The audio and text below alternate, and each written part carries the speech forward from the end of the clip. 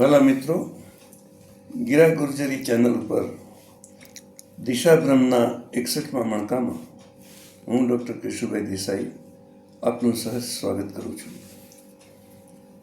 આજે આપણે વર્તમાન પરિસ્થિતિ જે સર્જાઈ છે, વિશ્વમાં જે વિશ્વ શાંતિ જોખમાઈ રહી છે, એની થોડી વાત કરીએ. આમ તો આપણા તમામ મહાકાવ્યો એની કથા એ યુદ્ધની કથા છે. યુદ્ધસ્ય કથા રમ્યા એવું આપણો કવિ પણ કહી ગયો છે, શાસ્ત્રકારો પણ માને છે. લડાઈ બધાને એની વાર્તા ગમે છે, પરંતુ લડાઈ જ્યારે આપણા ઘર આંગણે આવે ત્યારે કેટલી ખતરનાક હોય છે ને એનાથી કેવી વિપરીત અસરો થાય છે તે તો રામબાણ વાગ્યા હોય તે જાણે. તો આ યુદ્ધની કથા તો રમ્ય હોઈ શકે, પરંતુ યુદ્ધ કદી રમ્ય નથી હોતું. મહાભારતનું યુદ્ધ બે પરિવારો વચ્ચેનું જ યુદ્ધ હતું, પિતરાઈઓ વચ્ચેનું જ યુદ્ધ હતું, સામાન્ય જમીનના ટુકડા માટેનું યુદ્ધ હતું.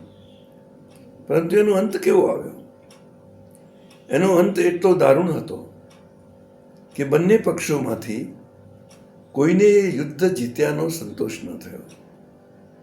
યુદ્ધ હાર્યા એ તો જાણે હાર્યા જ, પરંતુ યુદ્ધ જીત્યા એ જીત્યા છતાં જાણે કે પેલા હારનાર કરતાં પણ વધુ હાર્યા હોય એવી એમની મનોદશા થઈ હતી.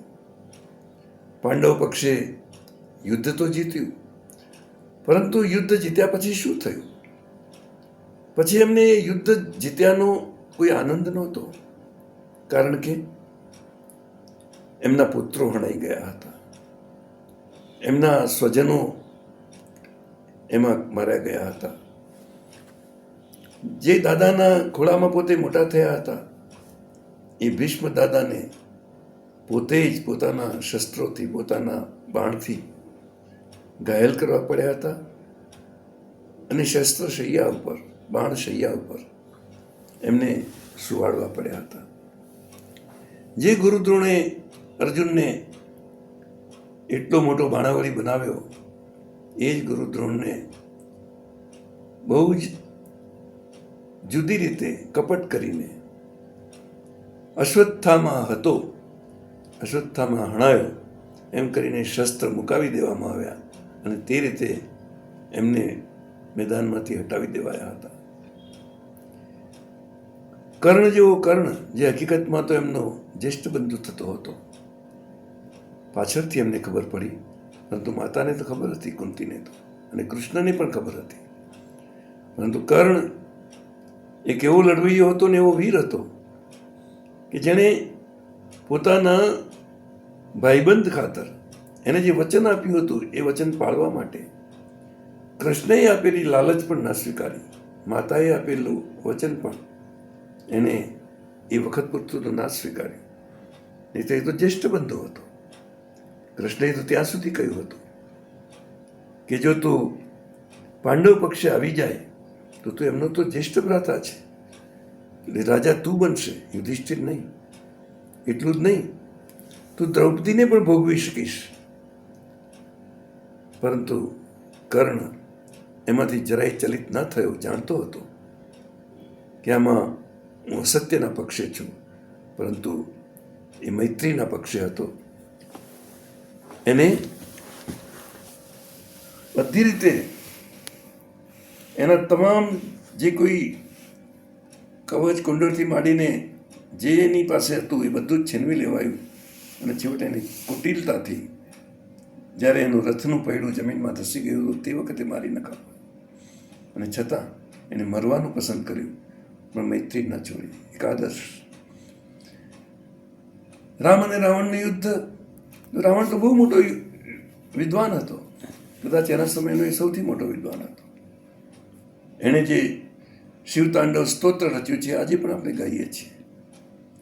તો આવો એક મોટો વિદ્વાન એ પણ આવી ભૂલ કરી બેસે, અને એ ભૂલ કરી બેઠા પછી એનો અહંકાર એને ભૂલ માનવા તૈયાર ના થાય.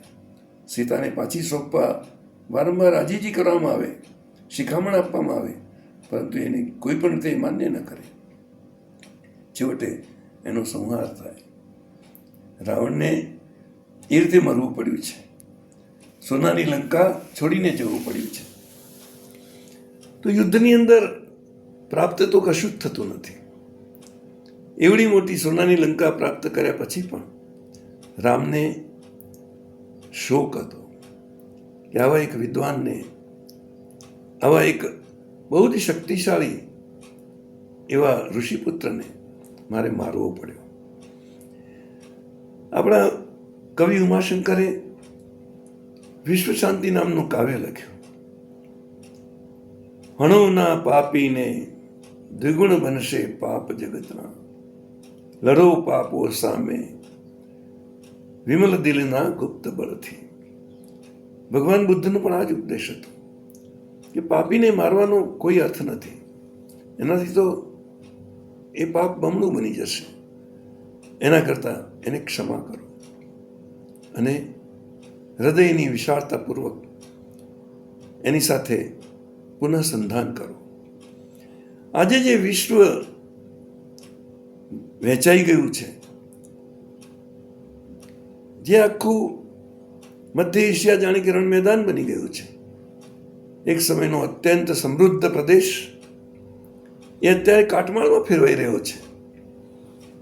અને દુનિયાની જમાદારી કરનારો એવો અમેરિકા જેવો દેશ એ પણ અત્યારે મૂંઝવણમાં છે.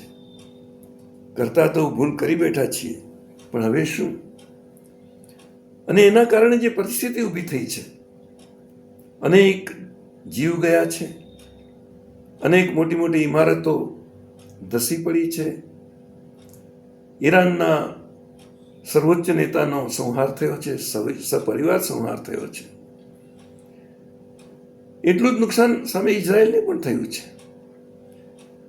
અને અમેરિકાને જે થયું છે એ નુકસાન તો ગણાય એવું નથી, પરંતુ સાથે સાથે બીજા તમામ દેશોને, જે લોકો સીધે સીધા યુદ્ધમાં ભાગીદાર નથી થયા, એમને પણ આ યુદ્ધે કેટલું મોટું નુકસાન કર્યું છે. આજે આપણા ત્યાં રાંધણ ગેસનો સવાલ ઊભો થયો છે,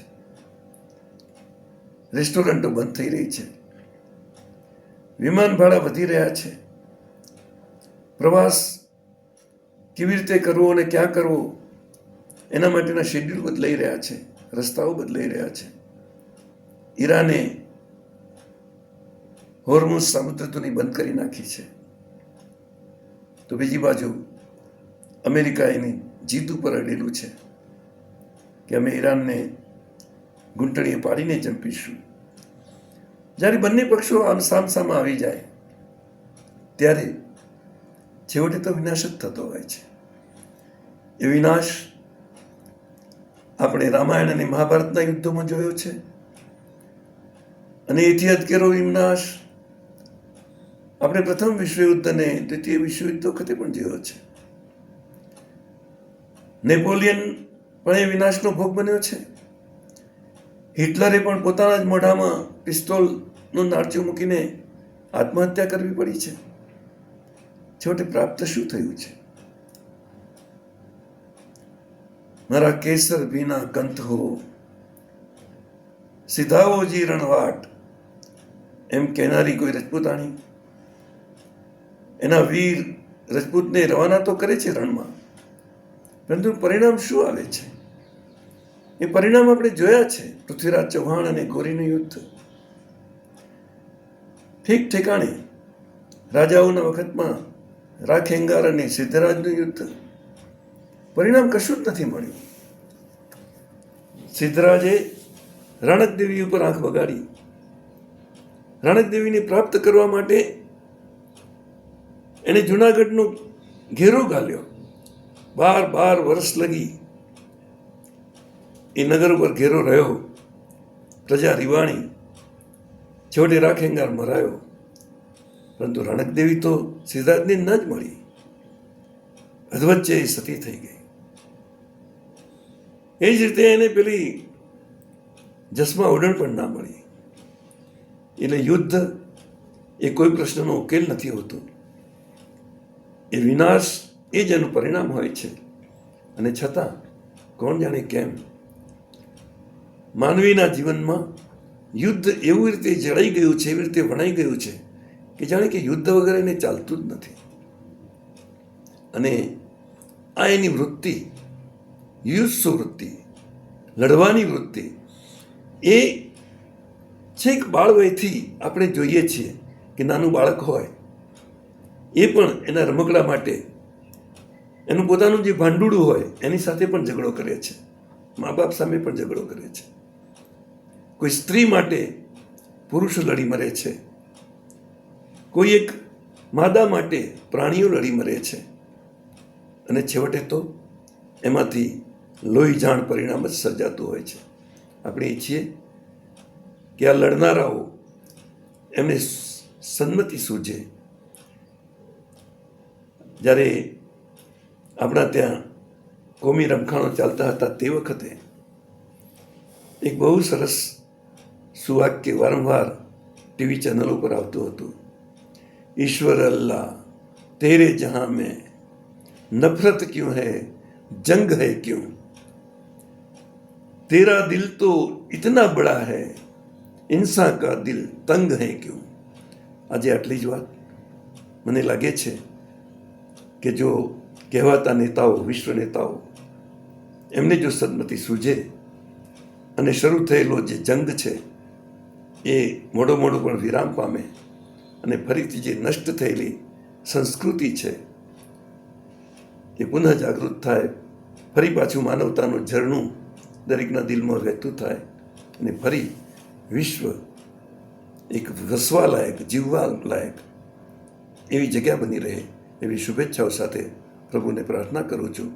ચેનલ સબસ્ક્રાઈબ કરજો અને ગમ્યું હોય તો શેર કરજો.